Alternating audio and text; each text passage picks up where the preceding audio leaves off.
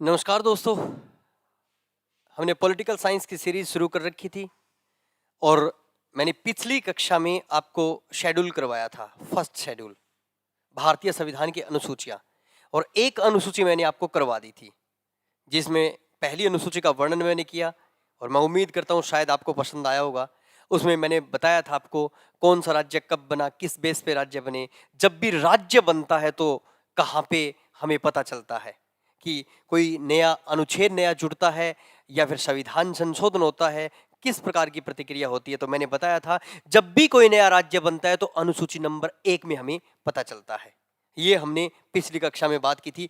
अब schedule second अनुसूची number 2 की अगर मैं बात करूं तो अनुसूची नंबर 2 में हमें वर्णन मिलता है, जरूर याद रखेंगे, प्रमुख पदाधिकारियों का वर्णन।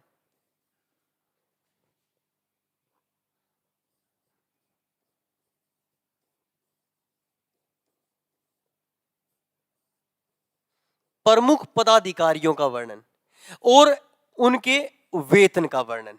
ध्यान दीजिए, अनुसूची नंबर 2 प्रमुख पदाधिकारियों का एक क्रम बना रहा हूं मैं, आप याद रखेंगे। हमारे देश में सबसे बड़ा अधिकारी अगर कोई है तो वो है हमारे देश के प्रेसिडेंट, राष्ट्रपति। दूसरे नंबर पे अगर कोई व्यक्ति आता है तो उसे हम बोलते हैं उपराष्ट्रपति। ये हमारे देश का दूसरा सबसे बड़ा अधिकारी होता है। तीसरा बड़ा अधिकारी अगर कोई है तो वो है हमारे देश के प्राइम मिनिस्टर यानी प्रधानमंत्री। ये जरूर याद रखेंगे, ये तीसरा बड़ा अधिकारी है। चौथा बड़ा अधिकारी अगर कोई है तो राज्यों के राज्यपाल, राज्यों के राज्यपाल जो गवर्नर है, गवर्नर की पोस्ट संवैधानिक दृष्टि से चौथी बड़ी पोस्ट है। पांचवा बड़ा अधिकारी है तो जरूर याद रखेंगे, अगर है तो ये कंडीशन है तो पे लागू होगी, है तो उप प्रधानमंत्री। याद रखेंगे, उप प्रधानमंत्री जो है तो वो हमारे देश के पांचवें पदाधिकारी हैं। या फिर भूतपूर्व राष्ट्रपति, भूतपूर्व राष्ट्रपति, ये पांचवें बड़े अधिकारी है। अगर आज के दिन की अगर मैं बात करूं तो आप याद कीजिए, रामनाथ कोविंद किस पोस्ट पे? रामनाथ कोविंद पांचवें बड़े अधिकारी हैं। प्रतिभा देवी सिंह पाटिल किस पोस्ट पे हैं? पांचवें बड़े अधिकारी हैं। ये जरूर याद रखेंगे। आज सबसे बड़ी, क्योंकि प्रमुख पदाधिकारियों का वर्णन याद रखेंगे और उनके वेतन का वर्णन करेंगे, तो ये सबसे बड़ा अधिकारी, आज सबसे बड़ा अधिकारी कौन है हमारे देश में? राष्ट्रपति। दूसरा बड़ा अधिकारी कौन है हमारे देश में? उपराष्ट्रपति। तीसरा बड़ा अधिकारी कौन है हमारे देश में? प्राइम मिनिस्टर यानी प्रधानमंत्री, तीसरा बड़ा अधिकारी है। चौथा बड़ा अधिकारी कौन है हमारे देश में? राज्यों के राज्यपाल। पांचवा बड़ा अधिकारी कौन है? उप प्रधानमंत्री और भूतपूर्व राष्ट्रपति। ये पांचवें बड़े अधिकारी है। अगर मैं छठे नंबर पे आऊं तो जरूर याद रखेंगे, छठे नंबर पे आता है हमारा कौन है? लोकसभा अध्यक्ष। लोकसभा अध्यक्ष यानी स्पीकर छठे नंबर पे आता है। और छठे नंबर पे आता है chief justice of India, CJI. ये भी अपने छठे नंबर पे आता है। सातवें नंबर पे अगर कोई अधिकारी है तो जरूर याद रखेंगे, भारत रत्न से सम्मानित व्यक्ति, भारत रत्न से सम्मानित व्यक्ति है। और मुख्यमंत्री, मुख्यमंत्री है, ये भी सातवें नंबर पे आते हैं। और कौन आता है सातवें नंबर पे? तो याद रखेंगे, सातवें नंबर पे आता है नेक्स्ट भारत सरकार के कैबिनेट मंत्री। भारत सरकार, याद रखेंगे, भारत सरकार के कैबिनेट मंत्री, भारत सरकार के कैबिनेट मंत्री। जो ये कैबिनेट मंत्री हैं ये भी किस पोस्ट पे आते हैं? तो जरूर याद रखेंगे, ये सातवें नंबर पे आते हैं। ये है प्रमुख पदाधिकारी। ये सीरीज आपको याद रखनी है। हमारी जो एसएससी के एग्जाम है उसमें ये पूछा गया प्रश्न है, ये जरूर याद रखेंगे। चौथे बड़े अधिकारी कौन होते हैं? तो चौथे बड़े अधिकारी होते हैं वो गवर्नर होते हैं, राज्यपाल होते हैं। दोस्तों ये याद रखेंगे पूरी सीरीज। क्लियर? नंबर 1 राष्ट्रपति, नंबर 2 उपराष्ट्रपति, नंबर 3 प्रधानमंत्री, नंबर 4 राज्यों के राज्यपाल, नंबर 5 भूतपूर्व राष्ट्रपति उप प्रधानमंत्री, और नंबर 6 लोकसभा अध्यक्ष और chief justice of India, number 7 Bharat Ratna से सम्मानित व्यक्ति मुख्यमंत्री, और भारत सरकार के कैबिनेट मंत्री। ये कौन सी पोस्ट पे आते हैं? ये सातवें नंबर पे आते हैं। अब मैंने बताया वेतन, अब वेतन याद रखेंगे। अगर इनका वेतन आपसे पूछ ले तो वेतन की एक सीरीज बनाएंगे। जैसे नंबर 1 राष्ट्रपति का वेतन, नंबर 2 याद रखेंगे लोकसभा अध्यक्ष, लोकसभा अध्यक्ष, और याद रखेंगे सभापति का वेतन। सभापति का वेतन। नंबर नेक्स्ट, चलिए आपका चीफ राज्यपाल का वेतन। Next number, chief justice of India, सर्वोच्च न्यायालय के मुख्य न्यायाधीश का वेतन। सर्वोच्च न्यायालय के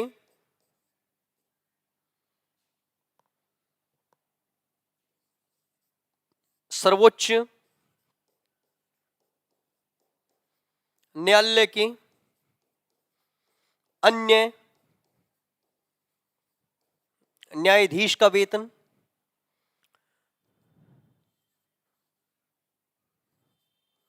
उच्च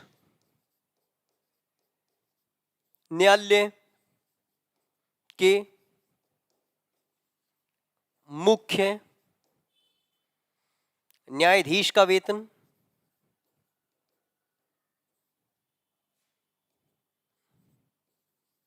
उच्च न्यायालय के अन्य न्यायाधीश का वेतन। याद रखेंगे, बस इतना ही याद रखेंगे, ठीक है। राष्ट्रपति, राष्ट्रपति का वेतन होता है 5 लाख रुपए मासिक। स्पीकर और सभापति, राज्यसभा चेयरमैन, इनका वेतन होता है 4 लाख रुपए। राज्यपाल का वेतन होता है 3,50,000 रुपए, ठीक है। सर्वोच्च न्यायालय के मुख्य न्यायाधीश का वेतन होता है 2,80,000 रुपए। सर्वोच्च न्यायालय के अन्य न्यायाधीश का वेतन होता है 2,50,000 रुपए वेतन। उच्च न्यायालय के मुख्य न्यायाधीश का वेतन होता है 2,50,000 रुपए वेतन, और उच्च न्यायालय के अन्य न्यायाधीश का वेतन होता है 2,25,000 रुपए वेतन। ये जरूर याद रखेंगे, वेतन से संबंधित प्रश्न बन जाए आपके एग्जाम में, ये जरूर याद रखेंगे।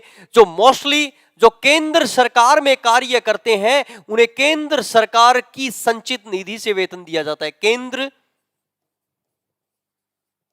सरकार की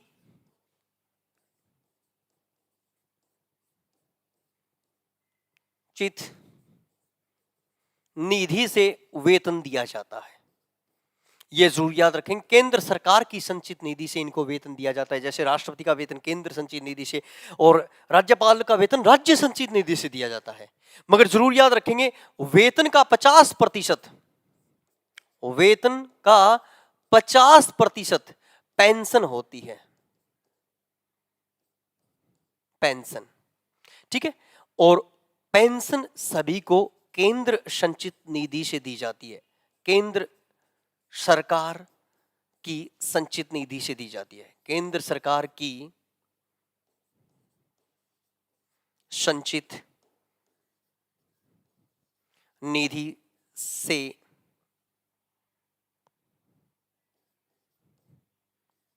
दी जाती है।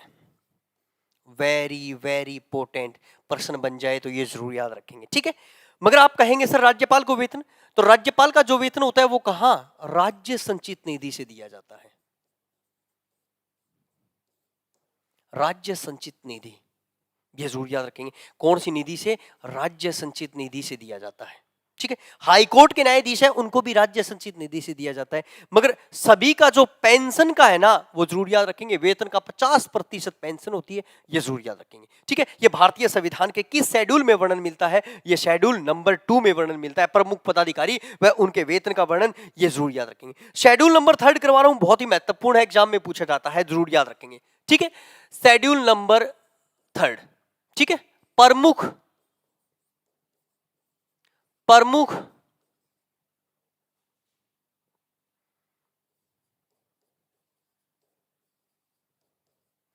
प्रमुख पदाधिकारियों के शपथ का उल्लेख, 1 मिनट ध्यान से सुन लीजिए, ठीक है। प्रमुख पदाधिकारियों के शपथ का उल्लेख आप याद रखेंगे। नंबर 1 राष्ट्रपति, सुन लीजिए ध्यान से। नंबर 2 उपराष्ट्रपति, नंबर 3 याद रखेंगे राज्यपाल। राष्ट्रपति आर्टिकल नंबर अनुच्छेद नंबर 60।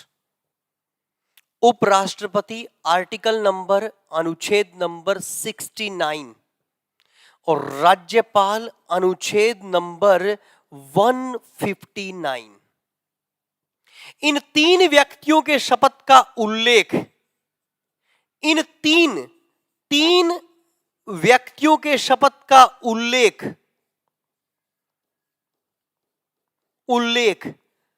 शेड्यूल 3 में नहीं है। अनुसूची 3 में नहीं है। ये जरूर याद रखेंगे, very very very important. Examiner जबरदस्त प्रश्न बना सकता है, क्योंकि 1 2 3 लिखे, ऑप्शन चौथा कोई भी लिख देगा और आपसे पूछ लेगा किस व्यक्ति की शपथ का उल्लेख अनुसूची नंबर 3 में है। तो इन 3 को छोड़ दो, बाकी सभी की शपथ का उल्लेख नेक्स्ट अनुसूची नंबर 3 में है। कौन कौन से? जैसे नंबर 1 संसद के सदस्य, संसद के सदस्य। नंबर 2 संघ सरकार के मंत्री, संघ सरकार के मंत्री। राज्य विधानमंडल के सदस्य, राज्य विधानमंडल के सदस्य।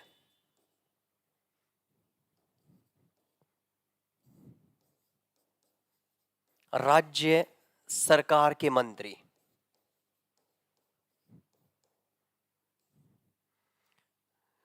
सुप्रीम कोर्ट,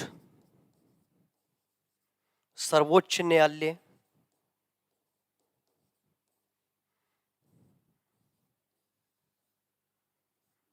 उच्च न्यायालय के न्यायाधीश।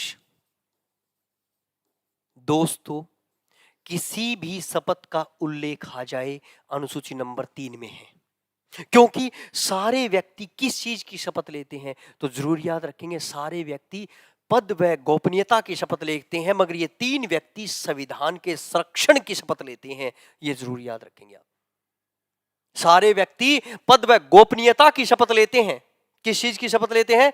पद व गोपनीयता की शपथ लेते हैं, मगर ये 3 व्यक्ति संविधान के संरक्षण की शपथ लेते हैं। तो ये जरूर याद रखेंगे, वेरी वेरी इंपॉर्टेंट, सबसे महत्वपूर्ण प्रश्न है ये जरूर याद रखेंगे, वेरी वेरी इंपॉर्टेंट। ये 3 व्यक्तियों की शपथ, राष्ट्रपति अनुच्छेद 60, उपराष्ट्रपति अनुच्छेद 69 और राज्यपाल अनुच्छेद 159 में, इन 3 व्यक्तियों की शपथ नेक्स्ट अनुच्छेदों में है। बाकी सभी की शपथ किस में है? तो जरूर याद रखेंगे, बाकी सभी की शपथ है वो अनुसूची नंबर 3 में है। और एक विशेष प्रश्न लिख रहा हूं मैं, ये प्रश्न आप याद रखेंगे, विशेष प्रश्न, कि स्पीकर को शपथ नहीं दिलवाई जाती है। स्पीकर को शपथ नहीं दिलवाई जाती है, नहीं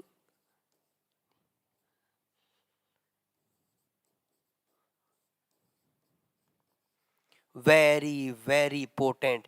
चाहे वो विधानसभा का स्पीकर हो और चाहे वो किसका हो, लोकसभा का स्पीकर हो, कभी भी स्पीकर की शपथ नहीं होती है।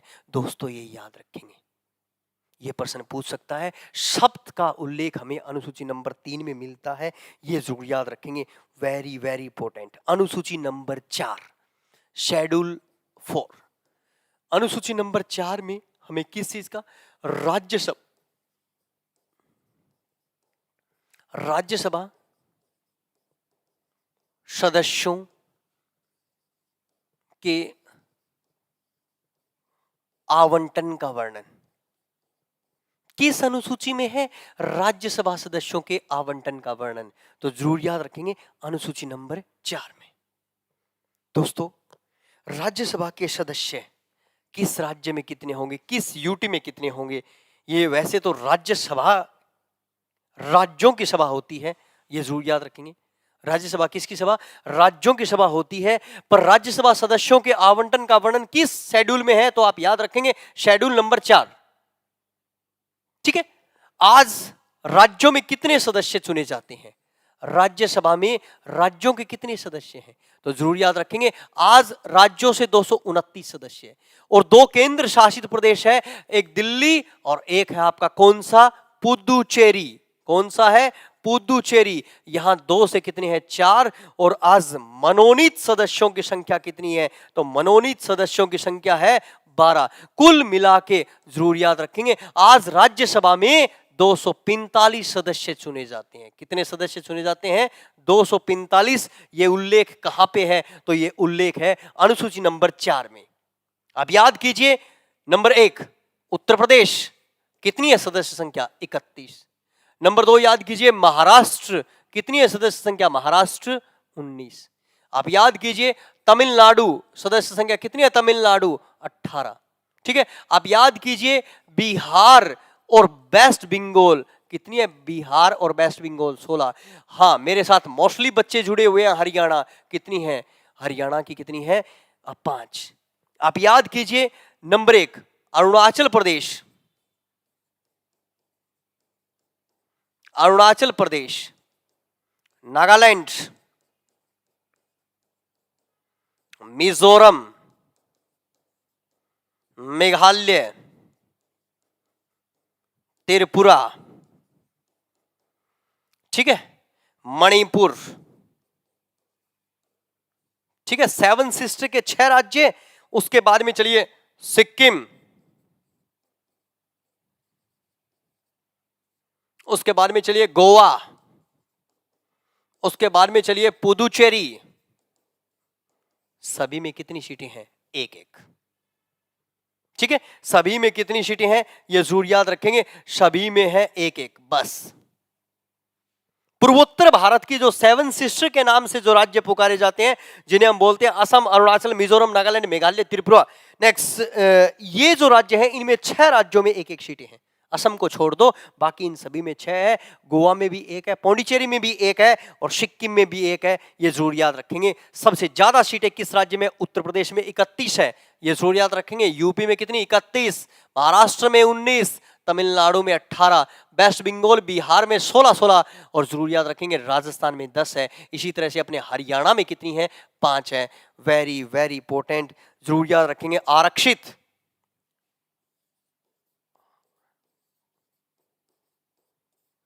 राज्यसभा में कभी भी आरक्षित सीटें नहीं होती है, यह जरूर याद रखेंगे। आरक्षित सीटें नहीं होती है। कहां पे कभी भी आरक्षित सीटें नहीं होती है, तो जरूर याद रखेंगे, क्योंकि राज्य कभी आरक्षित नहीं होते। आरक्षित हमेशा ही कौन होते हैं, लोग होते हैं। राज्यसभा में कभी भी आरक्षित सीटें नहीं होती है, ये जरूर याद रखेंगे, अगर यहां से प्रश्न बन जाए तो आपके एग्जाम में। ठीक है, तो राज्यसभा में कितनी सीटें हैं आज के दिन, 229 राज्यों में, 4 यूटी में और 12 मनोनीत। जो मनोनीत किए जाते हैं वो 12 सदस्य होते हैं। नंबर 1 कहां से, कला से। कहां से होते हैं, तो जरूर याद रखेंगे साहित्य से होते हैं। कहां से होते हैं, तो जरूर याद रखेंगे समाज सेवा से होते हैं। और कहां से होते हैं, साइंस यानी विज्ञान से होते हैं, जरूर याद रखेंगे दोस्तों। और राष्ट्रपति महोदय इन्हें मनोनीत करता है। वेरी वेरी इंपॉर्टेंट, अगर ये प्रश्न बन जाए तो। राज्यसभा में एग्जामिनर पूछ भी सकता है आपको कि अधिकतम सदस्य संख्या क्या हो सकती है, तो राज्यों में अधिकतम सदस्य संख्या हो सकती है मेरे दोस्तों 238 और मनोनीत सदस्य हो सकते हैं, ये जरूर याद रखेंगे, कितने, 12। तो राज्यसभा में अधिकतम सदस्य संख्या कितनी हो सकती है, 250। वर्तमान में कितनी है, वर्तमान में ये रही 245। ये सारा उल्लेख हमें कहां पे मिलता है, तो ये सारा उल्लेख हमें अनुसूची नंबर 4 में वर्णित मिलता है, ये जरूर याद रखेंगे आप। कौन सी अनुसूची में, अनुसूची नंबर 4 में। यहीं पे मैं थोड़ा सा वर्णन कर देता हूं। लोगों की सभा, लोकसभा। लोकसभा यानी हाउस ऑफ पीपल्स। लोकसभा की बात करें तो जरूर याद रखेंगे, लोकसभा में राज्यों में कितनी सीटें हैं आज के दिन, तो जरूर याद रखेंगे राज्यों में आज के दिन कितनी है, 530 सीटें आज के दिन राज्यों में हैं। यूटी यूनियन टेरिटरी में कितनी है, 13। तो वर्तमान समय में कितनी सीटें हैं? 543 सीटें हैं, ये जरूर याद रखेंगे, वेरी वेरी इंपॉर्टेंट। इसमें से कितनी सीटें एसटी के है, कितनी एससी के और कितनी जनरल की है, ये जरूर याद रखेंगे। 412 सीटें किस चीज की है? जनरल की है। एससी की कितनी सीटें हैं? 84। और एसटी की कितनी सीटें हैं? 47। तो देख लीजिए, ये है 543 सीटें। किस राज्य में सबसे ज्यादा सीटें हैं? तो जरूर याद रखेंगे उत्तर प्रदेश। उत्तर प्रदेश में कितनी है? 80। फिर याद रखेंगे महाराष्ट्र कितनी है? 48। फिर याद रखेंगे बिहार कितनी है? 42। वेस्ट बंगाल कितनी है? 40। अपना हरियाणा कितनी है? या फिर हम पहले देखें, तमिलनाडु। तमिलनाडु कितनी है? 39। और अपना हरियाणा कितनी है? 10। और वही सिक्किम, मिजोरम, आपका मेघालय, पौंडीचेरी, इनमें कितनी है? एक एक। ये जरूर याद रखेंगे। अगर यहां से प्रश्न पूछ ले कि आपको अधिकतम अधिकतम अधिकतम कितने निर्वाचन क्षेत्र हो सकते हैं, तो जरूर याद रखेंगे निर्वाचन क्षेत्रों की संख्या जो अधिकतम हो सकती है मेरे दोस्तों, वो राज्यों में कितने हो सकते हैं? तो राज्यों में 530 के 530 पूरे हैं, पर यूटी में 20 हो सकते हैं। तो कुल मिला के जो अधिकतम हो सकते हैं वो कितने हो सकते हैं? आपके 550 निर्वाचन क्षेत्र हो सकते हैं पूरे भारत में। अगर याद रखेंगे, यहां से कोई प्रश्न पूछ ले तो आपके एग्जाम में ये प्रश्न बड़ा अच्छा बन जाता है। 550 सीटें अधिकतम हो सकती है भारत में राज्यों की। कितनी सीटें हो सकती है? 550 सीटें। एक मिनट, ठीक है, 550 सीटें हो सकती है भारत में अधिकतम, अगर यहां से कोई प्रश्न बन जाए तो। ठीक है, एक बार हमारी हरियाणा पुलिस का एक पेपर हुआ था और उस हरियाणा पुलिस के पेपर में पूछ रखा था, क्या पूछ रखा था कि भारत में सबसे बड़ा निर्वाचन क्षेत्र इन 543 सीटों में से आया था कि भारत का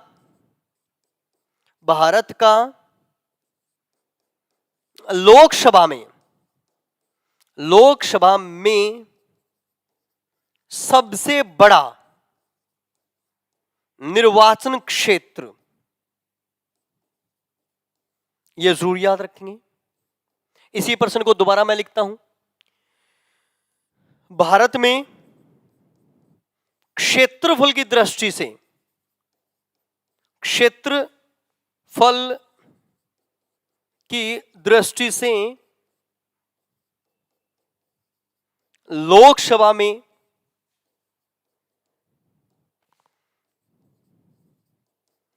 सबसे बड़ा निर्वाचन क्षेत्र, थोड़ा सा बच्चों ने पढ़ने में गलती कर दी थी और यह प्रश्न गलत हो गया था बहुत सारे बच्चों का। एग्जामिनर आपको पूछ ले कि भारत में सबसे बड़ा निर्वाचन क्षेत्र कौन सा है, तो आप बताएंगे सर सबसे बड़ा निर्वाचन क्षेत्र है मलकाजगिरी। ये मलकाजगिरी है कहां पे? आंध्र प्रदेश में। ये भारत का सबसे बड़ा लोकसभा निर्वाचन क्षेत्र है, ये जरूर याद रखेंगे। ठीक है, और भारत में सबसे बड़ा निर्वाचन क्षेत्र क्षेत्रफल की दृष्टि से तो जरूर याद रखेंगे कौन सा आएगा? Very very important, Ladakh, Jammu Kashmir में। यह भारत का सबसे बड़ा निर्वाचन क्षेत्र है क्षेत्रफल की दृष्टि से, और वो भारत का सबसे बड़ा निर्वाचन क्षेत्र है मतदाताओं की दृष्टि से। तो मैंने साथ में ही लोकसभा की बातें की आपके लिए, और ये जरूर याद रखेंगे राज्यसभा की बातें हैं वो अनुसूची नंबर 4 में है, मगर लोकसभा के सब्जेक्ट पे कार्य कौन करता है? हमेशा परिसीमन आयोग कार्य करता है। लोकसभा की सीटें निश्चित कौन होता है? कौन? परिसीमन आयोग। परिसीमन आयोग लोकसभा निर्वाचन क्षेत्रों की संख्या निश्चित करता है, यह जरूर याद रखेंगे। और अब तक भारत में कितने परिसीमन आयोग बैठ गए हैं? तो अब तक भारत में 4 परिसीमन आयोग बैठ गए हैं दोस्तों, यह जरूर याद रखेंगे। कितने परिसीमन आयोग बैठ गए हैं? 4। अभी चौथा परिसीमन आयोग ही चल रहा है। तो इस तरह से अनुसूची नंबर 4 के साथ में ही मैंने एक टॉपिक और करवा दिया आपको, लोकसभा की बातें और कर ली। यहां से भी प्रश्न हमारे एग्जाम में बन जाते हैं, यह जरूर याद रखेंगे। चलिए आगे चलें। ठीक है, एक मिनट। हाँ, अनुसूची नंबर 4 हो गई। अनुसूची नंबर 5, अनुसूची नंबर 5 की अगर मैं बात करूं तो जरूर याद रखेंगे आरक्षण। अनुसूचित जाति व अनुसूचित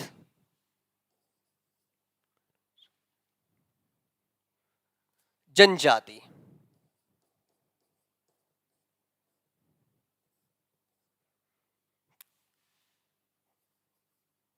को विशेष प्रावधान,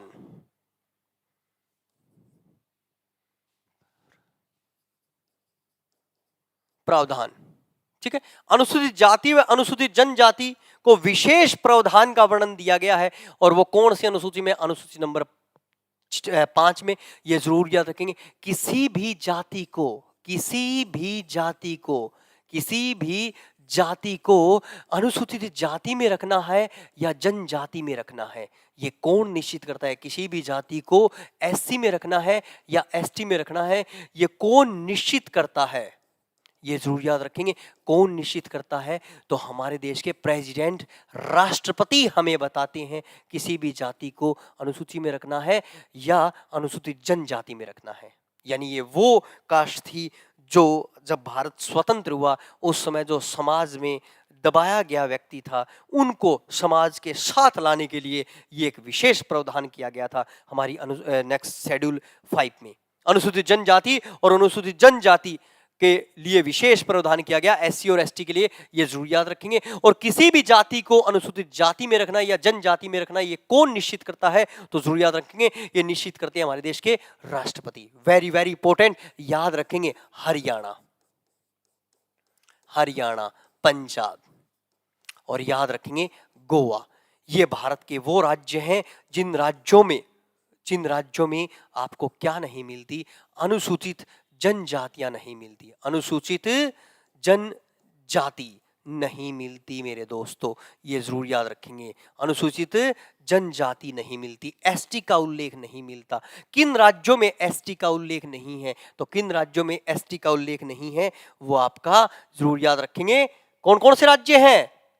हरियाणा, पंजाब और गोवा, ये जरूर याद रखेंगे। यहीं से प्रश्न बन जाए तो जरूर याद रखेंगे। मिजोरम, मेघालय,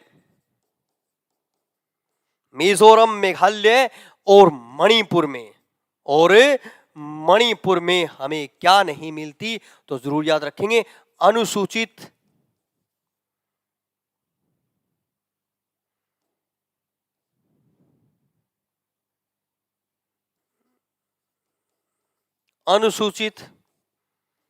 जाति का उल्लेख नहीं मिलता है, ये जरूर याद रखेंगे आप, ठीक है दोस्तों। अगर ऐसा कोई प्रश्न आपके एग्जाम में बन जाए, किस राज्य में सबसे ज्यादा आरक्षण का वर्णन मिलता है? किस राज्य में, किस राज्य में सर्वाधिक आरक्षण है?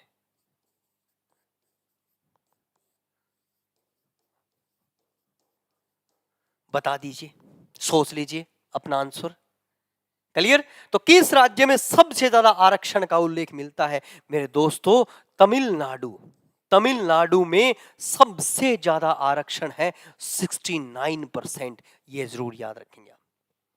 किस राज्य में सबसे ज्यादा आरक्षण का उल्लेख किया गया है? तो तमिलनाडु राज्य में सबसे ज्यादा आरक्षण का उल्लेख किया गया है, ये जरूर याद रखेंगे, 69%। अनुसूची नंबर 5, अनुसूची नंबर 5 में किस चीज का वर्णन मिलता है? अनुसूचित जाति व अनुसूचित जनजाति का वर्णन मिलता है, ये जरूर याद रखेंगे। इनके लिए विशेष प्रावधान किया गया है। किसी भी जाति को एससी या एसटी में रखना, ये निश्चित कौन करता है? तो ये निश्चित करते हैं हमारे देश के प्रेसिडेंट, ये जरूर याद रखेंगे।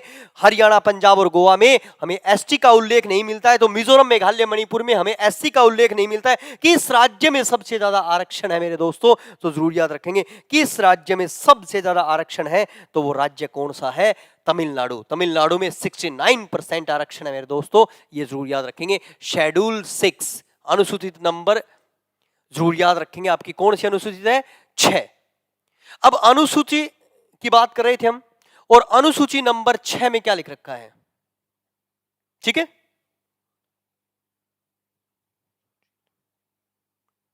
एक मिनट, ये तमिलनाडु हो गया, चलो। हाँ, तो जरूर याद रखेंगे शेड्यूल 6 में जो विशेष प्रावधान है, विशेष प्रावधान, अब किसके लिए विशेष प्रावधान? ठीक है, Assam, Tripura, Meghalaya, Mizoram. Assam, Tripura, Meghalaya, Mizoram. ATM square. Okay, clear? ATM square विशेष प्रावधान है और यहां की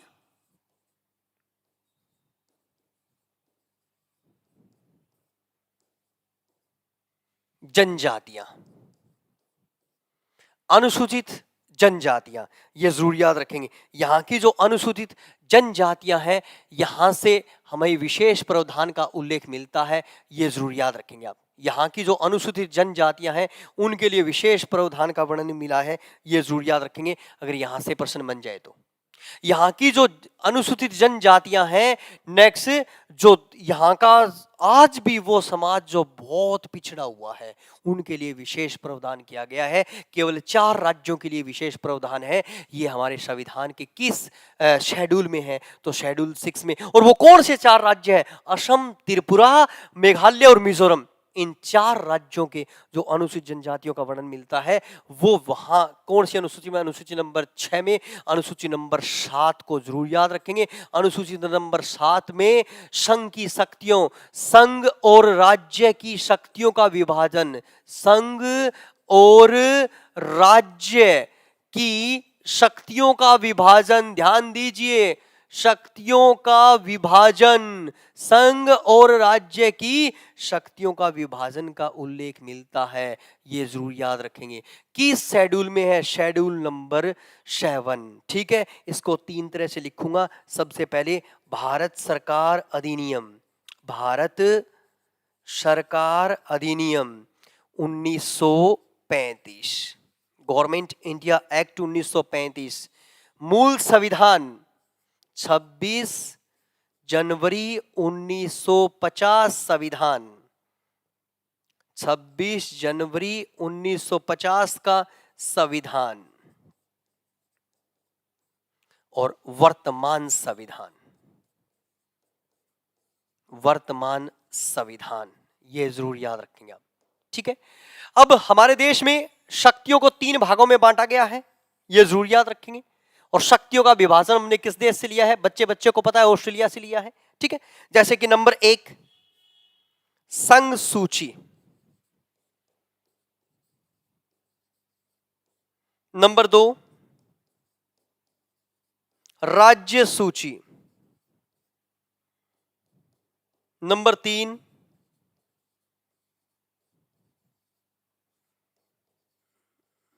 समवर्ती सूची। कुछ वो विषय होते हैं जिन पर कानून बनाती है भारत सरकार, ये जरूर याद रखेंगे। कुछ वो विषय होती है जिन पर कानून बनाती है स्टेट गवर्नमेंट्स, और कुछ वो विषय होती है जिन पर भारत सरकार और स्टेट गवर्नमेंट दोनों मिलकर कानून बनाती है, ये जरूर याद रखेंगे आप। ये ऐसी प्रक्रिया गवर्नमेंट इंडिया एक्ट 1935 में थी। उस समय संघ सूची में 59 विषय थे, राज्य सूची में 54 विषय थे, और समवर्ती सूची में 36 विषय थे। ये जरूर याद रखेंगे। जो संविधान लागू हुआ, उसमें संघ सूची में 97 विषय थे, राज्य सूची में 67 विषय थे, और समवर्ती सूची में 47 विषय थे। वर्तमान समय में संघ सूची में कितने विषय हैं? 101। राज्य सूची में कितने विषय हैं? जरूर याद रखेंगे, 62। और समवर्ती सूची में कितने विषय हैं? जरूर याद रखेंगे, 53। तो इस तरह से ये कुछ विशेष कानून होते हैं जिन पर कानून बनाती है हमारी गवर्नमेंट। कुछ वो विषय होते हैं जिन पर कानून बनाती है भारत सरकार, कुछ वो विषय होते हैं जिन पर कानून बनाती है भारत सरकार, कुछ वो विषय होते हैं जिन पर कानून बनाती है स्टेट गवर्नमेंट, और कुछ वो विषय होती है जिन पर कानून बनाती है सभी सरकारें मिलकर। ये जरूर याद रखेंगे। नंबर 1 न्याय प्रशासन, नंबर 2 याद रखेंगे, नंबर 2 शिक्षा, नंबर 3 याद रखेंगे जनसंख्या, जनसंख्या नियंत्रण के कार्यक्रम, जनसंख्या नियंत्रण, जनसंख्या नियंत्रण व परिवार नियोजन, परिवार नियोजन, ये जरूर याद रखेंगे। जनसंख्या नियंत्रण व परिवार नियोजन अगर यहां से पूछ ले तो ये जरूर याद रखेंगे आपका बाट व माप तोल, बाट और मापतोल, ये जरूर याद रखेंगे। बाट में मापतोल। और पांचवा विषय है वो फॉरेस्ट विभाग को लेकर है, ये जरूर याद रखेंगे। वन, वन्य जीव, जंतु और पक्षी संरक्षण, ये जरूर याद रखेंगे। वन, वन्य जीव, जंतु और पक्षी संरक्षण, ये जरूर याद रखेंगे। अब आप कहोगे सर आपने ये 5 विषय क्यों लिखे? मैंने ये 5 विषय इसलिए लिखे मेरे दोस्तों कि आप याद कीजिए मिनी संविधान, संविधान सभा की जब मैं बात कर रहा था उस समय भी मैंने मिनी संविधान के बारे में आपको बताया था। मिनी संविधान यानी मिनी संविधान कौन सा संविधान संशोधन है? संविधान संशोधन नंबर 42, संविधान संशोधन नंबर 42। अब संविधान संशोधन नंबर 42 जो कब हुआ है? 1976 में। इस मिनी संविधान संशोधन के द्वारा क्या किया गया? क्या किया गया कि राज्य सूची के 5 विषय, राज्य सूची के 5 विषय, राज्य सूची के 5 विषय समवर्ती सूची में शामिल कर दिए गए, समवर्ती सूची में शामिल कर दिए गए। ये जरूर याद रखेंगे। कौन सी सूची के 5 विषय? राज्य सूची के 5 विषय समवर्ती सूची में शामिल कर दिए गए। किस संविधान संशोधन के द्वारा? 42वें संविधान संशोधन के द्वारा। कौन से 5 विषय? न्याय, प्रशासन, शिक्षा, जनसंख्या नियंत्रण में परिवार नियोजन, बाट मापतोल, वन, वन्य जीव, जंतु और पक्षियों का संरक्षण, ये जरूर याद रखेंगे। शक्तियों का विभाजन जो है वो आपको किस शेड्यूल में मिलता है? सो शेड्यूल नंबर 7। शेड्यूल नंबर 7 में हमें शक्तियों का विभाजन मिलता है, संघ और राज्य की शक्तियों का विभाजन किया जाता है, ये जरूर याद रखेंगे। ये जो शक्तियों का विभाजन था मेरे दोस्तों, ये गवर्नमेंट इंडिया एक्ट में भी था और ये वर्तमान में भी है।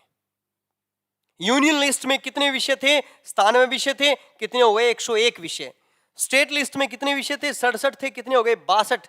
और कोंकण लिस्ट में 47 विषय थे। कितने विषय हो गए आपके? जरूर याद रखेंगे 53 विषय। Very very important. यहां से प्रश्न काफी बार हमारे एग्जाम में बना है कि किस संविधान संशोधन के द्वारा राज्य सूची के 5 विषयों को समवर्ती सूची में शामिल कर दिया गया? 42वें संविधान संशोधन के द्वारा। कब? 3 जनवरी 1977 को। क्योंकि 42वां संविधान संशोधन कब लागू हुआ है? 3 जनवरी 1977 को लागू हुआ है। तो इस तरह से यह प्रश्न भी जबरदस्त बन जाता है आपके एग्जाम का, और एग्जामिनर यह प्रश्न काफी बार पूछता है। विशेष टॉपिक है और थोड़ा सा लेंथी करवाऊंगा ये टॉपिक, ये जरूर याद रखेंगे आप। मैं अनुसूची नंबर 8 करवा रहा हूं आपको, ध्यान दीजिए। अनुसूची नंबर 8,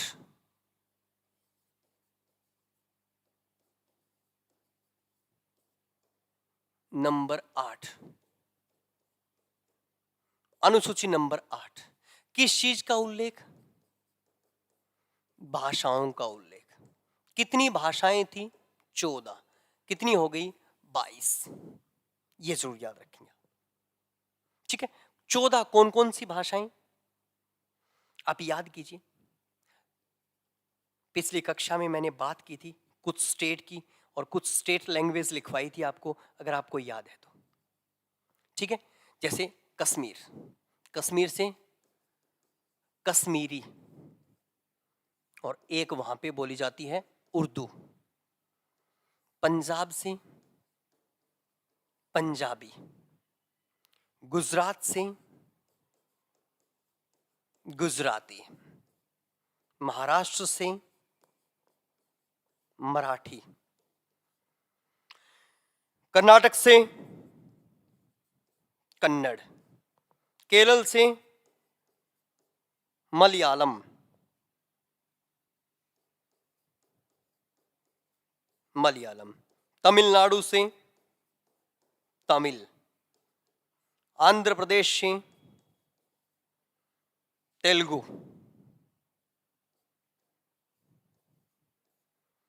उड़ीसा से ओडिसी, ठीक है, उड़ीसा से ओडिसी, वेस्ट बंगाल से बांग्ला। देखिए काउंटिंग कीजिए कितनी होगी, 1 2 3 4 5 6 7 8 9 10 11 11 हो गई है आपके सामने, ध्यान से देखिए। कश्मीरी, उर्दू, गुजराती, मराठी, कन्नड़, मलयालम, तमिल, तेलुगु, ओडिसी, बांग्ला, पंजाबी और असम से असमिया। कितनी हो गई, 12, 13 और 14। हिंदी, संस्कृत। दोस्तों ध्यान देखिए, याद करने का तरीका देखिए, सभी स्टेट में घूम लो, खुद ब खुद याद हो जाएगी। कश्मीर से चलो, कश्मीरी उर्दू, गुजरात में पंजाब में आ जाओ पंजाबी, गुजरात में गुजराती, महाराष्ट्र में मराठी, उसके बाद में कर्नाटक में कन्नड़, केरल में मलयालम, तमिलनाडु में तमिल, तेलंगाना में और आंध्र प्रदेश में तेलुगु, उड़ीसा में ओडिसी, वेस्ट बंगाल में बांग्ला, असम में असमिया और हिंदी और संस्कृत। ये 14 भाषाएं थी। फिर उसके बाद में 21वां संविधान संशोधन 1976 में हुआ और भाषा जोड़ दी गई। कौन सी भाषा थी, सिंधी। फिर उसके बाद में 71वां संविधान संशोधन हुआ 1991-92 में, 3 भाषाएं जोड़ दी गई। कौन सी थी, नंबर 1 मणिपुरी, नंबर 2 नेपाली और नंबर 3 कोंकणी। फिर उसके बाद में 92 संविधान संशोधन हुआ 2003 में, 92 संविधान संशोधन हुआ 2003 में। तो आप याद कीजिए, बोडो, संथाली, डोगरी और मैथिली, ये जरूर याद रखेंगे। बोडो, संथाली, डोगरी और मैथिली, ठीक है। ये कश्मीरी और उर्दू जम्मू कश्मीर में, पंजाबी पंजाब में, गुजराती गुजरात में, महाराष्ट्री महाराष्ट्र में, कर्नाटक में कन्नड़, केरल में मलयालम, तमिलनाडु में तमिल, आंध्र प्रदेश तेलंगाना में तेलुगु, उड़ीसा में ओडिसी, वेस्ट बंगाल और त्रिपुरा में बांग्ला, असम में असमिया, पंजाब में पंजाबी। सिंधी मोस्टली बहुत सारे राज्य बोलते हैं सिंधी। मणिपुर में मणिपुरी और सिक्किम में नेपाली और कोंकणी गोवा में। बोडो कहां पे है, तो जरूर याद रखेंगे, असम और मेघालय में बोडो। क्लियर। संथाली कहां पे है, संथाली तो जरूर याद रखेंगे, झारखंड में कौन सी लैंग्वेज है, संथाली। डोगरी कहां पे है, तो डोगरी कहां पे है, जम्मू कश्मीर में। और मैथिली कहां पे है, मणिपुर में। ये सारी की सारी लैंग्वेज, पहले 14 लैंग्वेज थी, आज 22 लैंग्वेज हो गई। ये पूरा चित्र आपको कंठस्थ होना चाहिए, एग्जामिनर प्रश्न पूछता है, ये जरूर याद रखेंगे। फिर उसके बाद में थोड़ा सा विस्तृत वर्णन करवाऊं तो भारतीय संविधान का भाग नंबर 17 अनुच्छेद 343 से लेकर अनुच्छेद 351, इस भाग में हमें किस चीज का वर्णन मिलता है, हमें भाषाओं का वर्णन मिलता है। यह जरूर याद रखें, किसका वर्णन मिलता है, भाषाओं का वर्णन। जो भारतीय संविधान के जो आर्टिकल हैं, अनुच्छेद 29, 30, 120 और 210 में भी हमें भाषाओं का उल्लेख मिलता है। बस इतने ही अनुच्छेद हैं संविधान में जिसमें भाषाओं का उल्लेख मिलता है, ये जरूर याद रखेंगे। भारतीय संविधान का अनुच्छेद 343, ये जरूर याद रखेंगे, अनुच्छेद 343 में संघ की राजभाषा का उल्लेख किया गया है और संघ की राजभाषा है हिंदी, ये जरूर याद रखेंगे। संघ की राजभाषा कौन सी है, हिंदी। कार्य की भाषा कौन सी है, यह जरूर याद रखेंगे। संघ के कार्य की भाषा है, उस भाषा का उल्लेख मिलता है। और कार्य की भाषा कौन सी है, तो यह जरूर याद रखेंगे, अंग्रेजी। भारतीय संविधान के अनुच्छेद 345 में हमें राज्य भाषाओं का उल्लेख मिलता है, राज्य भाषाओं का उल्लेख।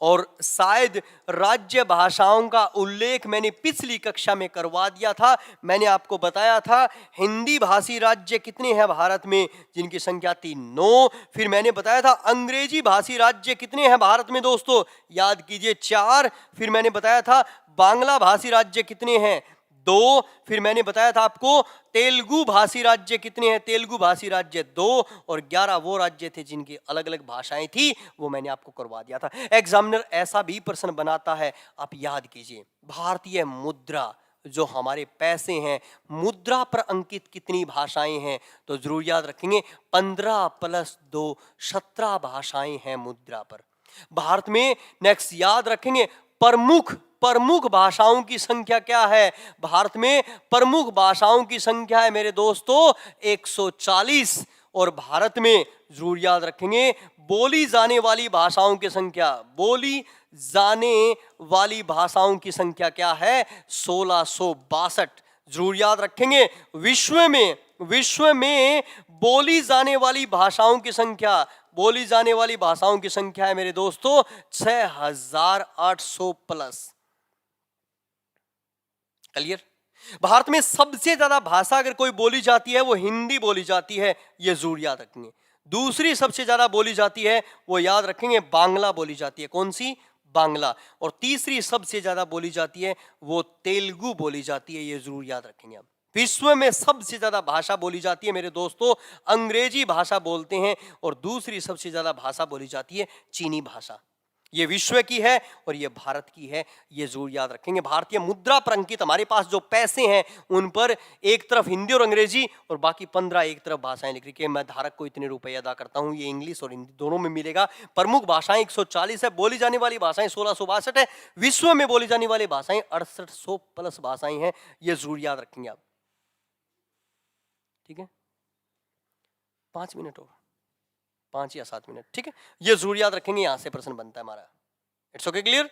फिर उसके बाद में चलिए भाषाओं की जब बात कर रहे हैं तो आप सभी ने पढ़ रखा है, अब याद कीजिए 14 सितंबर 1949 को संविधान सभा ने हिंदी को संघ की राजभाषा के रूप में स्वीकार किया था। तो राष्ट्रीय हिंदी दिवस कब मनाते हैं, राष्ट्रीय हिंदी दिवस कब मनाते हैं, यह जरूर याद रखेंगे। राष्ट्रीय हिंदी दिवस मनाते हैं 14 सितंबर को, क्योंकि संविधान सभा ने 14 सितंबर 1949 को संघ की राजभाषा के रूप में स्वीकार किया था। और आप याद कीजिए माननीय महोदया इंदिरा गांधी की सरकार, माननीय महोदया इंदिरा गांधी की सरकार थी, और इंदिरा गांधी सरकार में कौन सा महत्वपूर्ण कार्य हुआ था, याद कीजिए 10 जनवरी 1975 को नागपुर महाराष्ट्र में नेक्स्ट विश्व हिंदी सम्मेलन हुआ। कौन सा, विश्व हिंदी सम्मेलन, विश्व हिंदी सम्मेलन, ये जरूर याद रखेंगे। ठीक है, इसीलिए डॉक्टर मनमोहन सिंह सरकार ने क्या किया, 2006 से 10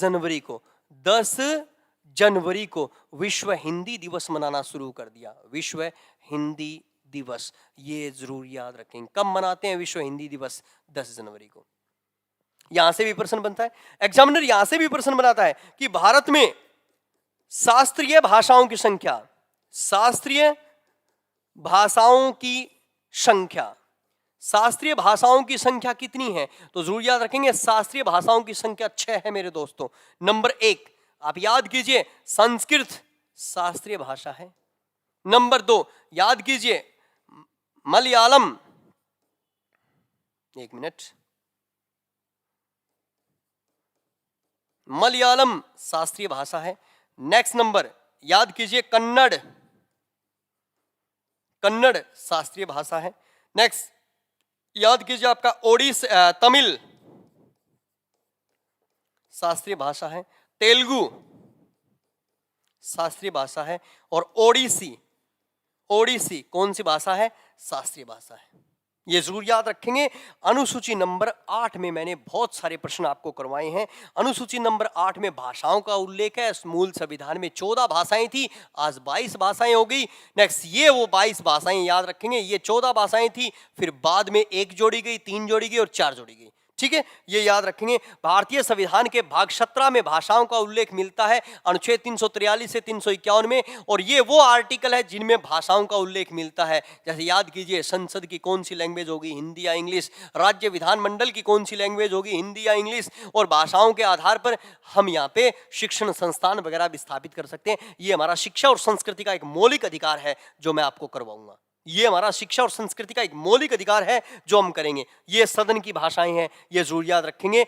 और संघ की राजभाषा कौन सी है? ये आर्टिकल 343 में हिंदी, कार्य की भाषा अंग्रेजी, और राज्यों की भाषा मैंने अनुसूची नंबर 1 में करवा दिया था, बाकी ये मैंने बता दिया। भारत में मुद्रा पर अंकित 17 भाषाएं बोली जाने वाली, प्रमुख भाषाएं 140 बोली जाने वाली भाषाएं हैं, 1662 विश्व में 6800 भाषाएं।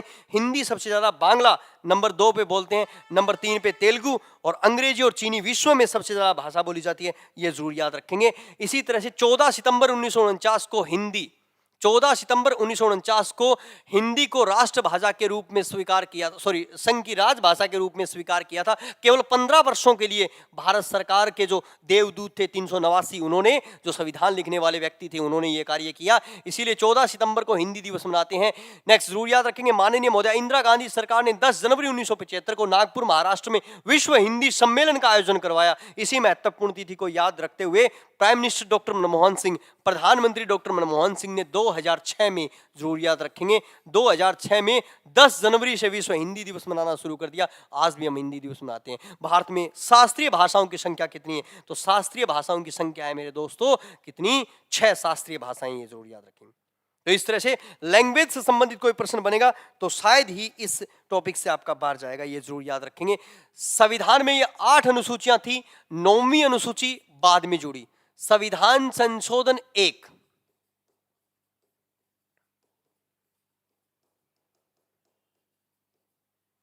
पहला संविधान संशोधन कब हुआ था? जून 1951 में। और इस ये 9वीं अनुसूची जोड़ेगी, सब्जेक्ट क्या है? जरूर याद रखेंगे, भूमि संबंधी अधिनियम।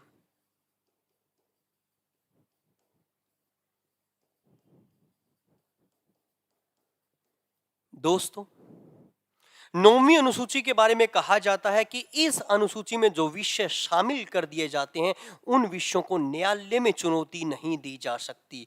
ये 9वीं अनुसूची का इतिहास है। क्योंकि जब संविधान लागू हुआ तो संविधान या सरकार के कुछ व्यक्ति थे जो कार्य करना चाहते थे, पर उन्हें कार्य नहीं करने दिया जा रहा था, उन्हें कार्य नहीं करने दिया जा रहा था। हर एक कार्य पर रोक लग रही थी उनके। तो उन्होंने क्या किया? उन्होंने एक अनुसूची जोड़ दी और उस अनुसूची में लिख दिया कि इस अनुसूची में जो विषय डाल दिए जाएंगे उसमें न्यायालय, किसी प्रकार की कोई चुनौती नहीं दी जा सकती न्यायालय में। ये विषय चलते रहे और बाद में चलकर बहुत सारी सरकारों ने इसका दुरुपयोग शुरू कर दिया। तो भारत का एक सबसे विवादास्पद केस आया था, केशवानंद भारती वाद बनाम केरल राज्य। ये जरूर याद रखेंगे। 1973 का ये विवाद था। इस विवाद के बाद कहा गया कि मूल ढांचे को, संविधान के बेसिक स्ट्रक्चर यानी मूल ढांचे को प्रभावित नहीं करेगी। जो भी विषय इसमें नेक्स्ट मूल ढांचे को प्रभावित करने वाले होंगे उन विषयों को न्यायालय में चुनौती दी जा सकती है। यानी 24 अप्रैल 1973 के बाद जो विषय इसमें जोड़े गए हैं, डेट क्या है तो जरूर याद रखेंगे, 24 अप्रैल 1973 के बाद जो विषय इस अनुसूची में जोड़े गए हैं उन विषयों को न्यायालय में चुनौती दी जा सकती है। पहले यह नियम था कि इस 9वीं अनुसूची में जो विषय जोड़ दिए गए उन विषयों को न्यायालय में चुनौती हम क्या नहीं दे सकते थे, यह जरूर याद रखेंगे। मगर 24 जनवरी 1973 के बाद जो विषय जोड़े गए हैं उन विषयों को न्यायालय में चुनौती दे सकते हैं। संविधान संशोधन 1 के तहत 1951 में 9वीं अनुसूची जोड़ी गई थी, ये जरूर याद रखेंगे। अनुसूची नंबर 10, राजीव गांधी सरकार ने 85 संविधान संशोधन के द्वारा 85 संविधान संशोधन, 85 संविधान संशोधन के द्वारा राजीव गांधी सरकार ने ये जरूरी, सॉरी 85 नहीं 52वां संविधान संशोधन है, सॉरी भाई सॉरी शक्तिमान, ठीक है। 52वें संविधान संशोधन के द्वारा 1985 में राजीव गांधी सरकार ने 10वीं अनुसूची जोड़ी, जिसका विषय क्या रखा, दल बदल संबंधी अधिनियम, दल बदल संबंधी अधिनियम, ये जरूर याद रखेंगे। जो ये अनुसूची है मेरे दोस्तों, जरूर याद रखेंगे, ये अनुसूची संसद और राज्य विधान मंडल पर लागू है, ये जरूर याद रखेंगे, संसद और राज्य विधान मंडल पर ही लागू है। नेक्स्ट, वेरी वेरी इंपॉर्टेंट, ये जरूर याद रखेंगे, ग्रामीण स्वशासन, ग्रामीण स्वशासन नेक्स्ट, और नगरीय स्वशासन, नगरीय स्वशासन पर ये विषय लागू नहीं होते हैं, विषय लागू नहीं होता है। दल बदल संबंधी अधिनियम बड़ा प्रोजेक्ट है, वो आपका किस पे लागू होगा, केवल लोकसभा या राज्यसभा या आपकी विधानसभा या विधान परिषद में ही दल बदल संबंधी कानून बना सकते हो, अन्यथा आप यहां पे लागू नहीं कर सकते हो। ये कुछ विशेष अनुसूची नंबर 10 को इसमें जोड़ा गया, ये जरूर याद रखेंगे। अनुसूची नंबर 11 पीवी नरसिम्हा राव की सरकार, और अनुसूची नंबर 11 और अनुसूची नंबर 12, अनुसूची नंबर 11 और अनुसूची नंबर 12, 73वां संविधान संशोधन और 74वां संविधान संशोधन, संविधान संशोधन, संविधान संशोधन, ठीक है। कब हुआ था, 1992 93 में, और कब हुआ 1992 और 93 में, ये जरूर याद रखें, ठीक है। 11वीं अनुसूची का विषय क्या है, तो जरूर याद रखेंगे, ग्रामीण ग्रामीण स्वशासन,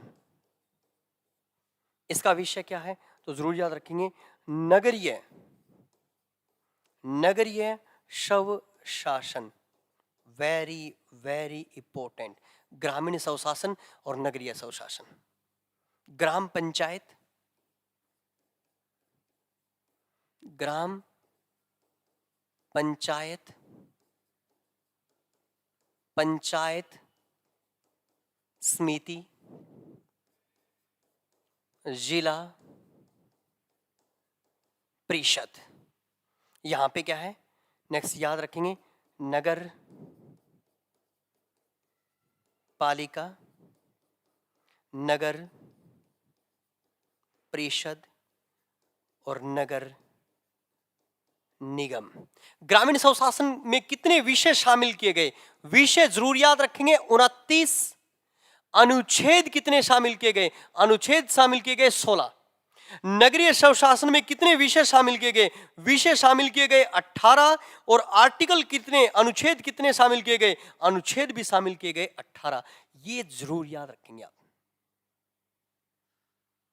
ओके दोस्तों, ये अनुसूचियों की क्लास थी हमारी, जो पहली क्लास मैंने ली थी, एक छोटी सी क्लास ली थी आपके लिए, क्योंकि उस टॉपिक से क्वेश्चन बहुत ज्यादा बनते हैं, इसलिए मैंने एक विशेष क्लास ली थी, अनुसूची पहली करवाई थी, और इस दूसरी क्लास में मैंने आपकी बची हुई 11 की 11 अनुसूचियां करवा दी है।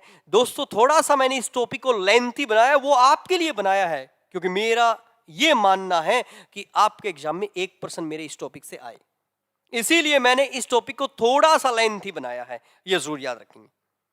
अनुसूचियों से संबंधित क्वेश्चन बनते हैं और एग्जाम में पूछे भी जाते हैं, ये जरूर याद रखेंगे। आपने अनुसूची नंबर 8 मेरी पढ़ी होगी, इसमें मैंने लगभग आपको संविधान में जो भाषाओं से जुड़े आर्टिकल हैं या जो भाग है वो सारे करवा दिए, सभी स्टेट की लैंग्वेज भी मैंने इसमें आपको करवा दी है। तो मैंने इस टॉपिक को लेकर मेहनत की है दोस्तों, और मेरे को लगता है मेरी मेहनत आपको जरूर पसंद आएगी। नमस्कार दोस्तों।